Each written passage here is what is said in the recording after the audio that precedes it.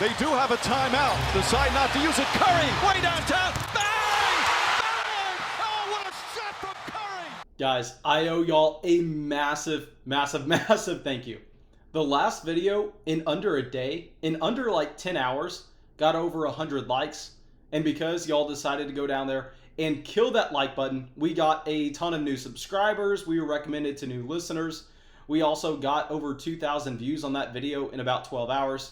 And I will say, if y'all ever continue that type of support, I'm going to make sure that I continue to go down there and answer as many of your questions that I can in the comments section. I'm sure y'all saw me in the last video.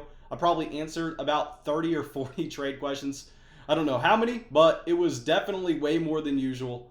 So guys, thank you so much. It means a ton. And I promise you, I'm going to get you your video where I go through and break down your trade questions on the screen.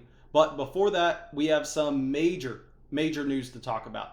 Not only do we have the Derrick Rose trade, but we also have some injuries across the NBA. And this is something noteworthy in that when players are out, minutes are changing. Usage is changing. Very similar to how you pick up a running back off the waiver wire in fantasy football. I mean, fantasy basketball is even more important in trying to just kind of track these rotations and project what player is possibly going to see 35, 36, 37 minutes in a game where he generally was only a role player before.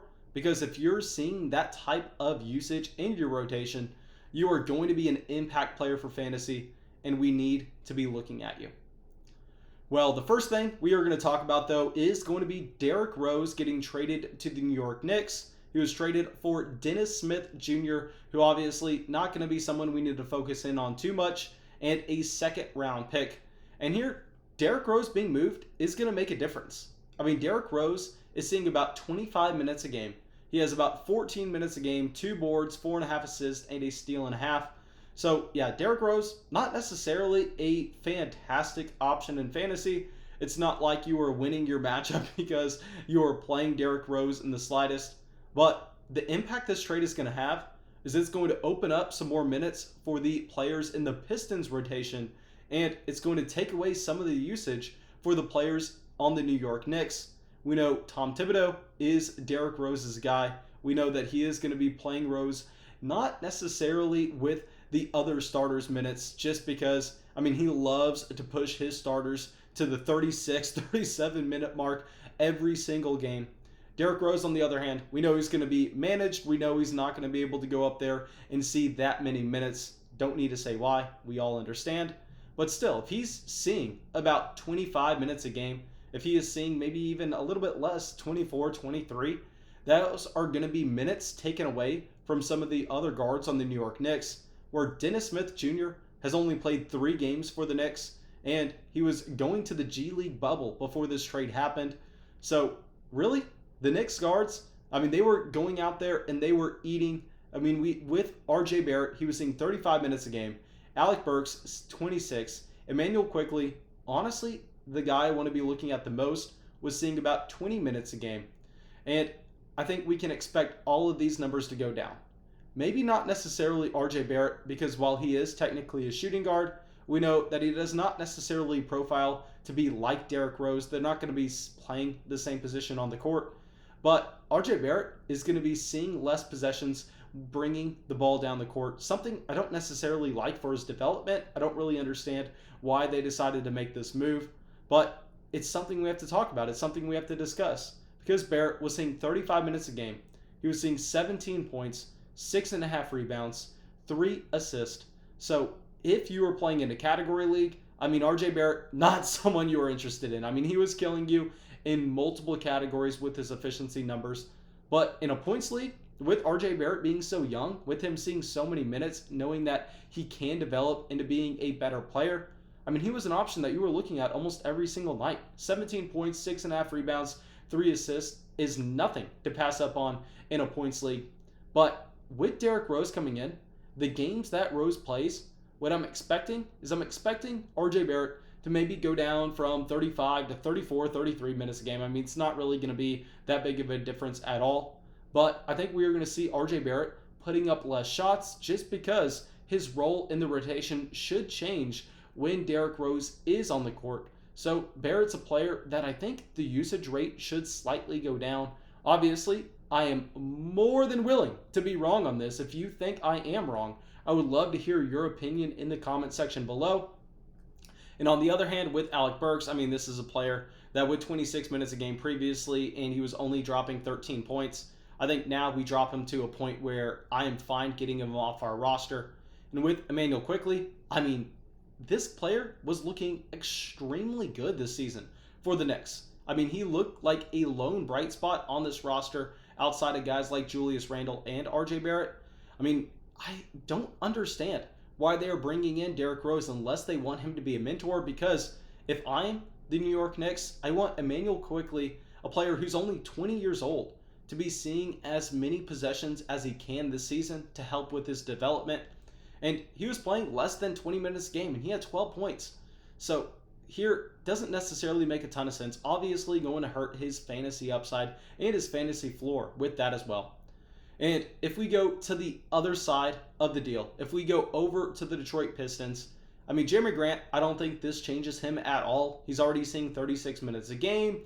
He's already looking like an all-star with 25 points, 5.5 boards, 3 assists, a steal and a block a game at the same time. I mean, Derrick Rose leaving, they can't give Jeremy Grant any more minutes, so I think he is going to stay about where he is.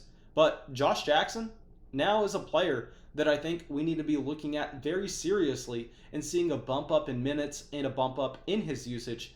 In 24 minutes a game right now, he has been averaging 12 points, 3.5 boards, 2 assists, and very nice defensive statistics over both a steal and a block every single game with only 24 minutes. So if Josh Jackson is possibly now going to be going up to 32, 33 minutes a game, and we are going to see him with more possessions with the ball in his hands, I think that he is a player that now is a lot more appealing for our fantasy basketball leagues.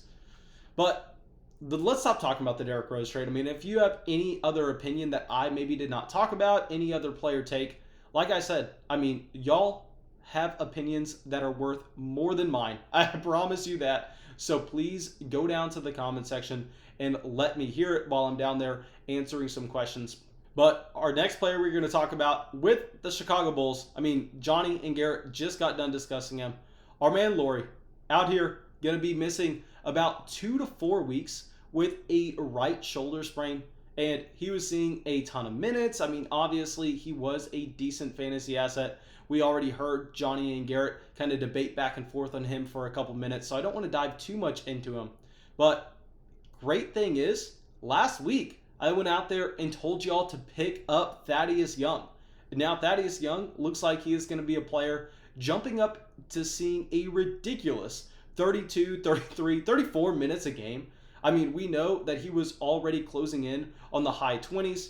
So with another big man out for the Chicago Bulls, I think we are now going to see Thaddeus Young being a player that you need to be starting in your fantasy basketball leagues every single night. Really, it's not up for debate. It's something that you need to be doing. All right, so now our last player that we are going to be talking about, actually, I'm sorry, not our last player. One of our last players we're going to be talking about is going to be Deandre Hunter. Well, I understand that the majority of people already knew that his injury was going to be serious. Well, they went in for a reevaluation, and it's even more serious than a lot of people thought. He is going to have surgery on his right knee with his meniscus. And Deandre Hunter was a player that really improved this season. I mean, he was a candidate for most improved player. Obviously, he was not on schedule to win it, but I think you could have put him in that conversation with averaging 17 points, 5 boards, 2 assists. Here, I think we are going to see those minutes. We're going to see that production kind of get transferred over on this Atlanta Hawks rotation just because Trae Young is going to be creating open shots for a lot of scorers. And I think we are going to have Cam Reddish on the way up in this rotation. Cam Reddish is now going to be a player that we are significantly more interested in for those leagues. So if he's on your waiver wire, go out there and try to make that move ASAP. And our last player that we are going to talk about, someone that I love, someone that y'all know I've talked about in length, I don't know how long now, but Christian Wood here. He is going to be out with that ankle sprain, and I know Johnny and Garrett talked about him. I know this is old news, but I figured I'd come in and weigh in on it.